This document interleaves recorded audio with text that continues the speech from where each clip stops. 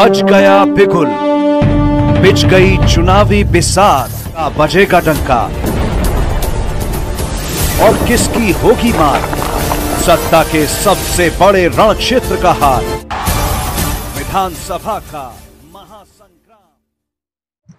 प्रेक्षकांनो, आमच्या चॅनलमध्ये आपलं स्वागत आहे। यावेळी आपल्या सोबत आहे नरेंद्र जीवतोडे। आपण भारतीय जनता पार्टी पक्षातर्फे वरोरा भद्रावती मतदारसंघातून आपण संभाव्य उमेदवार आहात। सर, आमच्या चॅनलमध्ये आपलं स्वागत आहे।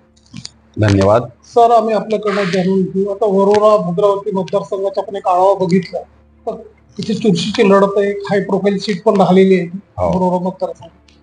कशा प्रकारचे आपले पुढचे समीकरण राहणार, काय आपले मोर्चे बांधणी राहणार, त्याबद्दल आमच्या प्रेक्षकांना सांगा।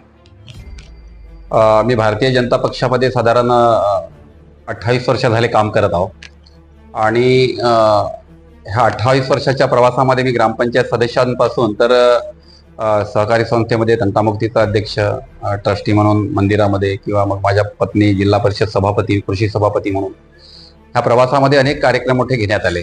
आणि खास करून माझा जो काम करण्याचं क्षेत्र आहे ते शेती क्षेत्र आहे। मी स्वतः शेतकरी आहे। माझ्याकडे ऊसाची शेती, हळदीची शेती, ह्या सर्व प्रकारच्या आम्ही शेती करतो। आता ऊस आहे आणि हे करत असताना आमचं वरोरा भद्रावती विधानसभा क्षेत्र एक विकासाच्या दृष्टिकोनातून जर पाहिलं तर कोळसा क्षेत्र फार मोठ्या प्रमाणामध्ये, शेतकऱ्यांच्या फार मोठ्या प्रमाणात जमिनी अधिग्रहित झालेल्या आहेत, त्या वॉटर लेवल खूप खाली गेलेली आहे, ती प्रदूषणाचे खूप मोठे विषय आहे, ती शेतकऱ्यांना जे इरिगेशनचा जो विषय आहे हा फार मोठ्या प्रमाणात समस्या आहे, त्या पानंद रस्त्याचा विषय आम्ही आता वारी प्रबोधनाची काढलेली आहे। ती साधारण 28 दिवस मी 247 गावांना सभा घेतलेल्या आहेत त्या।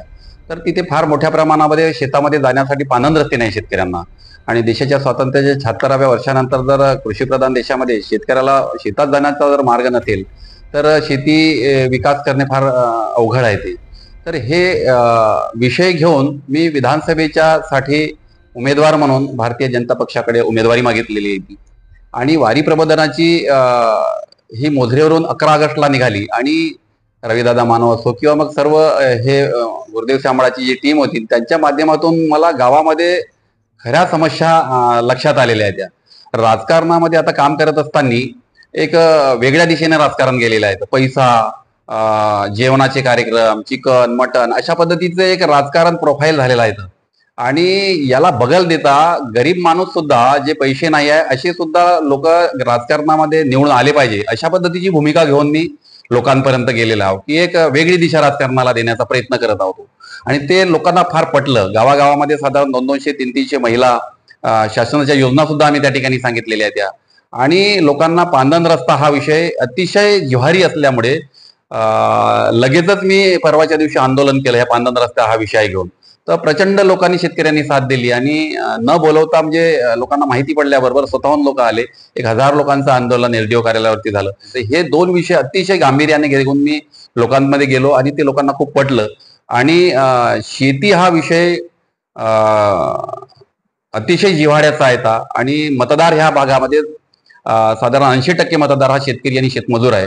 आणि हे विषय घेऊन मी जनतेपर्यंत गेलो आणि लोकांना ते मान्य झालं। नरेंद्र भाऊ, आपण हे बघितलं की आता आपण बघतोय की राज्य आणि केंद्रामध्ये आपली सत्ता आहे, महायुतीची सत्ता आहे। आपण हे जे विषय जे घेऊन चालले आहे, शेतकऱ्यांचे निगडीत जे विषय आहे, शेतकरी उत्पादक जे आपण महासंघ स्थापित केलेला आहे, प्रचिती म्हणून आपले पुष्कळ ख्याती पण वाढलेली आहे। हे जे सामाजिक उपक्रम आपण पुढे आणखी नेणार, त्याबद्दल सांग, काय राहणार? आता 8 महिन्याच्या पूर्वी विदर्भस्तरीय शेतकरी परिषद इथे वरोऱ्याला घेतली। आदरणीय गडकरी साहेब या ठिकाणी आले होते महासंघाच्या वतीने, शेतकरी उत्पादक महासंघाच्या वतीने, आणि साधारण 10,000 शेतकरी त्या मेळाव्याला उपस्थित झाले होते। तर त्या ठिकाणी तुमचं अगदी बरोबर आहे म्हणणं, परंतु आमच्या विधानसभा क्षेत्रामध्ये भारतीय जनता पक्षाला प्रतिनिधित्वच मिळालेलं नाहीये। आणि आमच्या विधानसभा क्षेत्राचे जे प्रलंबित जे प्रश्न आहेत ते शासन दरबारी जे गाजायला पाहिजे ते फार मोठ्या प्रमाणामध्ये गाजताना दिसत नाही। खास करून शेतकऱ्याचा प्रतिनिधी किंवा ग्रामीण भागाशी निगडीत असलेला, स्वतः शेती करणारा जोपर्यंत प्रतिनिधी होणार नाही तोपर्यंत जिव्हाळ्याने ते प्रश्न मार्गी लागणार नाही। आणि म्हणून आमच्या भागातले प्रश्न प्रलंबित राहून गेलेले आहेत। शेतकऱ्यांना अद्याप सरसकट कर्जमाफी झालेली नाहीये। शेतकऱ्यांची जे साधन सामुग्री आहे त्यावर जीएसटी लादलेला गेलेला, अशा बरीचशी समस्या आहे शेतकऱ्यांची। या व्यतिरिक्त आपण हे बघतो की लाडकी बहीण योजना जी आहे महायुती सरकारतर्फे जे गाजावाजा होत आहे, विरोधक टिप्पणी करताय की तात्पुरती योजना आहे, निवडणुकीच्या वेळी लादलेली योजना आहे. आपण हे सर्व जे विषय सुरू आहे म्हटलं आपल्या महायुतीचे सुरू आहे विषय, त्यावर आपण काय भाष्य करणार?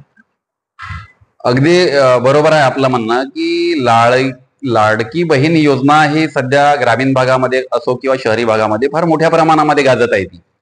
आणि मी जेव्हा आता 247 गावांना जेव्हा सभा घेतल्या त्या ठिकाणी मोठ्या प्रमाणामध्ये हे या योजनेचा लाभ महिलांना झालेला दिसला आणि त्या खुश सुद्धा दिसलेल्या आहे. लाडकी बहीण हे एक वेगळा विषय झालेला आहे, परंतु शेतकऱ्यांच्या ज्या योजना आहेत किंवा शेतकऱ्यांच्या ज्या समस्या आहेत त्या हा एक वेगळा विषय आहे. सरकारने ते एक महिलांना एक मदत म्हणून ती योजना जाहीर केलेली आहे, परंतु त्याच्यासोबतच शेतकऱ्यांच्या ज्या योजना ग्रामीण भागापर्यंत पोहोचवण्याच्या दृष्टिकोनामधून प्रशासनावरती जे पकड पाहिजे लोकप्रतिनिधीची ते आमच्या भागामध्ये मी करण्याचा प्रयत्न करत आहोत. आणि जोपर्यंत शेतीचा अभ्यास असणार नाही तोपर्यंत ग्रामीण भागापर्यंत तो प्रश्न पोहोचू शकत नाही. बरोबर मतदारसंघातले जे मतदार आहेत त्यांची एकच आशा आहे की स्थानिक असावं आणि भूमिपुत्र असावं, त्यांना तिकीट दिली पाहिजे. आणखीन आपण हे बघतो की या भागात चुरशीची लढत पण आहे. जर पक्षाने आपल्याला तिकीट नाकारली तर पुढच्या आपला काय उपाययोजना राहणार त्याबद्दल? माझा नेहमी शेतकरी हा विषय असल्यामुळे मी पक्षाने मी 2 वेळा मी प्रयत्न केले मागच्या वेळेस. तर 2014ला देवतळेजी काँग्रेसमधून भाजपमध्ये आले होते, त्यांना तिकीट भाजपची दिली होती, ते हारले होते.